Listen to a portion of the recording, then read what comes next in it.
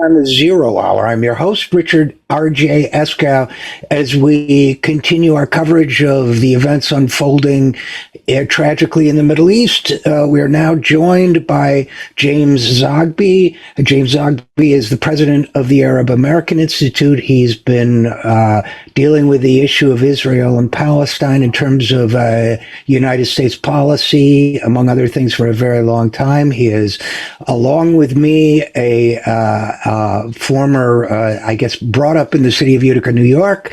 So of all the, we have a certain common heritage there. And without any further ado, Jim Zogby, welcome back to the Zero Hour. Thank you, Richard. Oh, this is a terrible time for everyone concerned, but I thought what we might be able to do with you is, because you have lobbied on the issue of Palestinian. I think your own ancestry is Palestinian. You're very familiar with the Washington political scene. You've raised this issue, among others, in numerous discussions over decades with political and other leaders in this country. And I just thought we might take a minute to discuss. Try to put all of this into context, because it seems to me what we're experiencing now is a rush of understandable emotions, but oddly enough, lacking in sufficient context. Does that idea or perception make sense to you? First of all, let me just start by saying I'm actually of Lebanese descent, but I've been working on the Palestinian issue and it's gripped me since 1971, when I, doing my dissertation research, spent time in the camps in Lebanon, collecting stories of the people who had left or fled, who had been expelled in 1948. And I remember the last day I was there, an older woman who told me her story came to me. She stood all of about 4'10", and she grabbed my arm and she said, pointed to my notebook where I'd been writing the stories down. And she said, now that we've told you our stories, what are you going to do with us?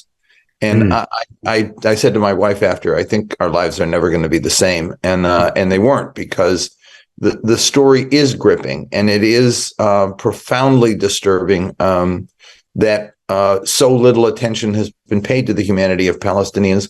And I think, to bring us now to this situation today, what we have are two peoples, each with narratives, and they're not competing narratives.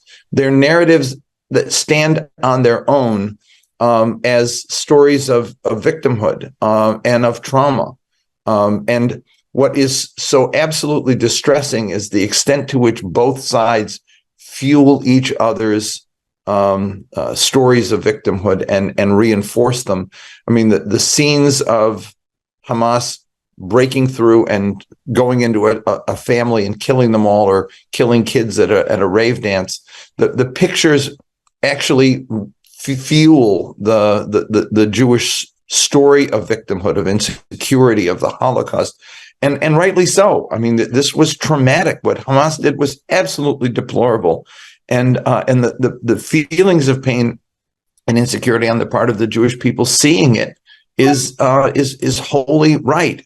But at the same time, what Israel has been doing in Gaza and in the West Bank, with villages being expelled, the 20 villages in the last several months have been evacuated because of the activities of the settlers who've been terrorizing them and forcing them to leave, the strangulation of Gaza, and now this, we're going to get rid of Hamas, and by doing it, by demolishing whole blocks of Gaza, that plays right into the Palestinian trauma of the Nakba. And before the Nakba, the sense of there was a line in Clinton's speech when he spoke in Gaza about, I know the history of your people, how you've been dispersed, dispossessed, and scattered among the nations. And that sense of, we were living in Palestine, they forced us out, they've dispersed us among the nations and denied us our peoplehood, that rings very true and real to Palestinians. And so here you have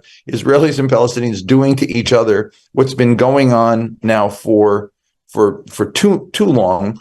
And what is distressing is that the United States, which could play the role of helping to unwind this, instead literally plays the role of enabler of Israel. I understand your pain, Israel. They don't give a shit about Palestinians. There's nothing at all. Biden gave a talk the other day, mentioned Palestinian twice when he talked about terrorism. And then he spread falsehoods that are clear. The Israeli military has been saying there was no beheading. There was no rape. What Hamas did was bad enough. They committed atrocities without magnifying it with disinformation. And yet what Israel is doing is also just horrific. And the White House spokesperson said yesterday, she said, anyone who calls for a ceasefire, it's repugnant and disgraceful. Since when is calling for a ceasefire repugnant and disgraceful? And yet the U.S., instead of being the party that can actually help solve this or help unwind it, or at least bring it down, is playing the enabler and feeder of ammunition to one side, making a situation that I believe is going to be a humanitarian crisis, a crisis on a crisis. Gaza already was a crisis. It's going to get worse. And it's terrifying that the U.S. can't play a constructive role at all.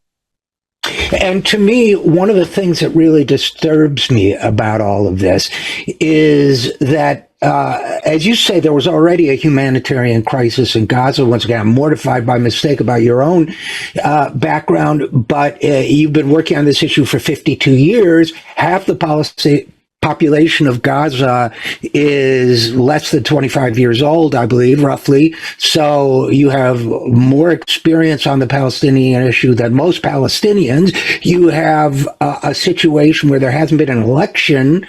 First of all, collective punishment is a war crime. Secondly, there hasn't been an election in Gaza, my understanding, for 18 years, which excludes 42% of the population wasn't even alive for the last election.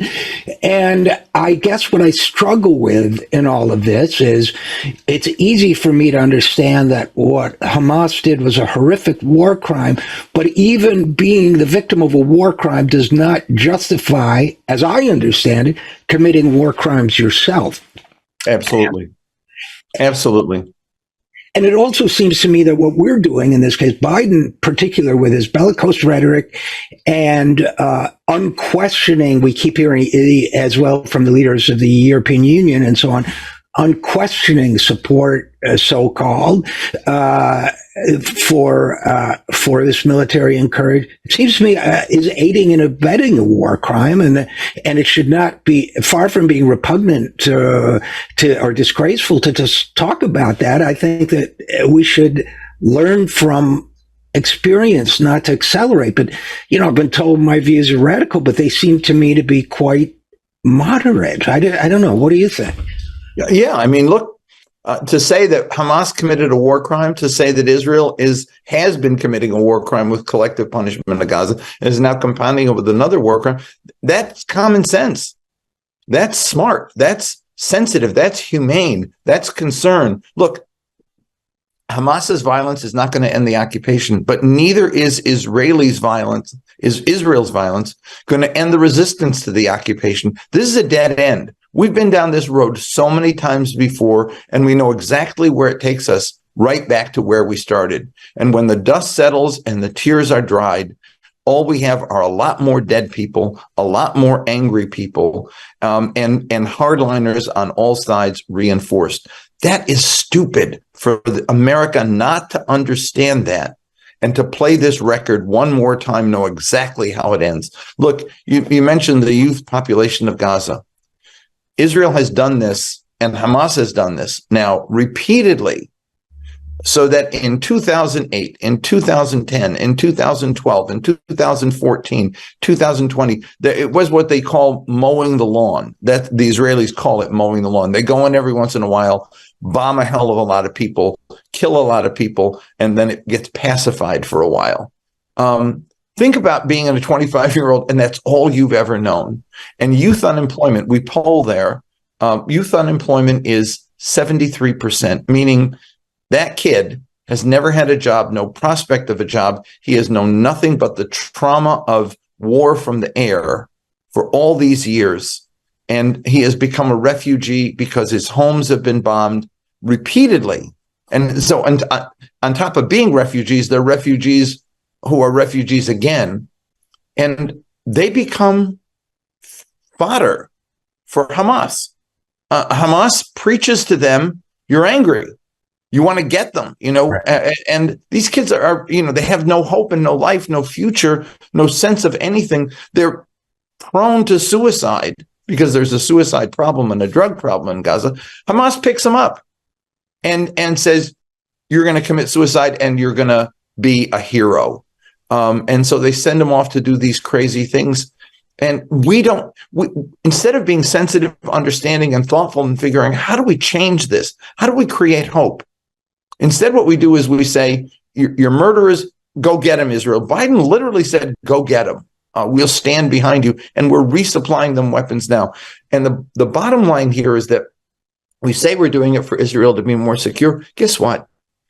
At the end of this, Israel will be not only no less secure, but probably more insecure. It'll simply have more people angry at them, not only in Palestine, but in the Arab world. And what's the point? Every time we say the Palestinian issue is dead, we can now overlook it. And whatever, as Sullivan and NSC said, it's never been as peaceful in the Middle East, whatever. The Egyptians were warning Israel, the pressure cooker is going to explode. And it just exploded. And you know what? It'll explode 2 years from now, because at the end of this, you end up with Hamas 0.2 or maybe something much worse.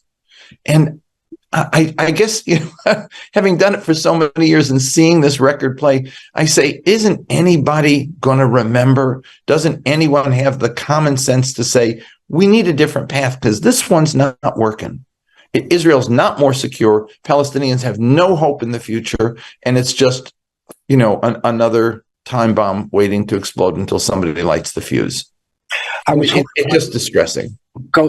I was horrified to see Germany, for example, the leaders of Germany sign on to this approach, because if we had treated Germany the way we're treating Palestinians, slaughtering children and bombing entire cities unilaterally, Germany... Here's what, Richard, let me stop you. We did treat Germany after World War I, right?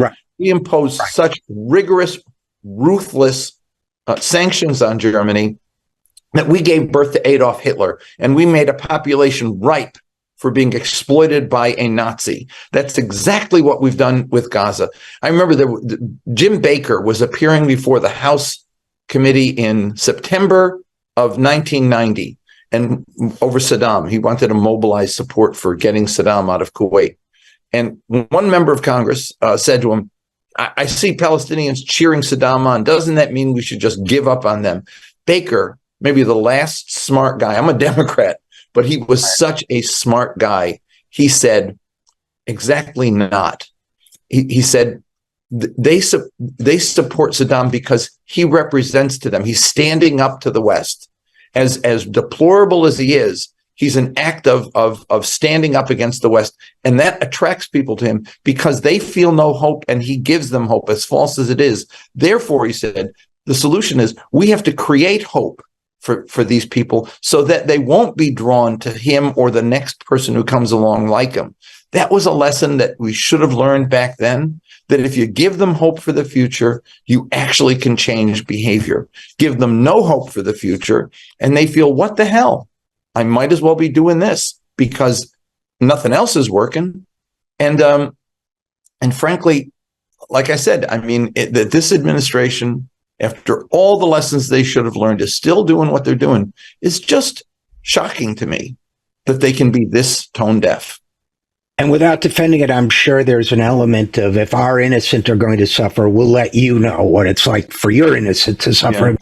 And so the cycle goes on. Well, James Zogby, I know your time is precious today. At some point, I would love to talk to you about how one goes about in the environment we now find ourselves in here in Washington, D.C., making the case for, justice and peace in Palestine, given what seems to me to be a breathtaking shift in the political landscape here towards that situation. One final thought. It's not. What we have is a disconnect between leadership and public opinion. Public opinion understands Among Democrats, 49% have a favorable attitude toward Palestinians, 38 toward Israelis. And while I think Hamas's deplorable behavior would alter that, guess what? Netanyahu's equally deplorable behavior and exceedingly deplorable behavior in the days to come is going to bring us right back. People get it. It's the politicians who don't get it. And I don't want to sound like a populist nihilist here, but the disconnect between the leadership of the Democratic Party and the base of the Democratic Party on this issue is especially real. Thanks for having me, Richard. A pleasure. Again. Jim Zogby, president of the Arab American Institute. We really appreciate your time. Thank you. And we'll be right back after this. I'm Richard RJ Eskow, and this is the Zero Hour.